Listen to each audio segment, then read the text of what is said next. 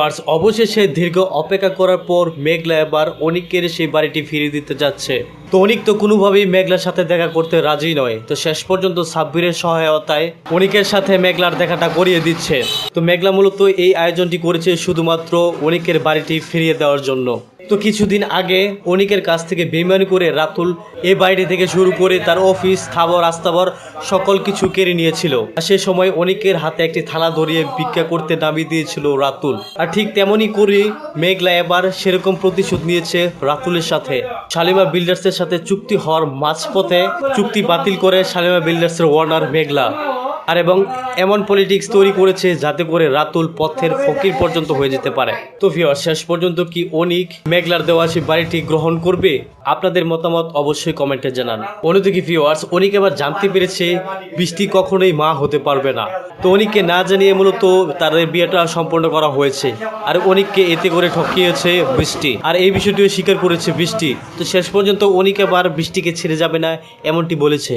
তো ভিউয়ার্স, এখন প্রশ্ন হচ্ছে অনিকের দ্বিতীয় স্ত্রী বৃষ্টি সে কখনোই মা হতে পারবে না। অন্যদিকে অনিকের প্রথম স্ত্রী মেঘলা, তার গর্ভে সন্তান রয়েছে, আর এই সন্তানটিও অনিক স্বীকার করছে না। এছাড়া ভিউয়ার্স, অনিকের বন্ধু সাব্বির সে কিন্তু মনে করছে মেঘলার পেটে যে সন্তান রয়েছে সেটি অনিকেরই। তাহলে কি আবার সাব্বির এবং শালিমা বিল্ডার্সের ম্যানেজার আঙ্কেলের মাধ্যমে সবাই কি আসল সত্যি জানতে পারবে?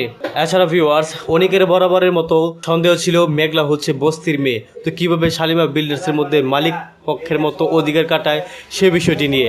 আর এখন তো অনিক জেনে গিয়েছে শালিমা বিল্ডার্সের একমাত্র ওনার হচ্ছে মেঘলা। আর এখন হয়তোবা তার এই বিষয়টি মানতে, মেঘলা পেটে যে বাচ্চা রয়েছে সেটি অস্বীকার করতে চাইবে না হয়তো। তো ভিউয়ার্স, খুবই ইন্টারেস্টিং মোডে চলছে গরিবগড় রাজপুত নাটকের প্রত্যেকটি এপিসোডই। সেই সাথে আপনারা কি রয়েছেন গরিবগড় রাজপুত নাটকের প্রথম এপিসোড থেকে শুরু করে 26টি এপিসোড দেখেছেন, সেই সাথে আরও বেশি এপিসোড দেখতে চান, সেটা অবশ্যই কমেন্টে লিখে জানাতে পারেন।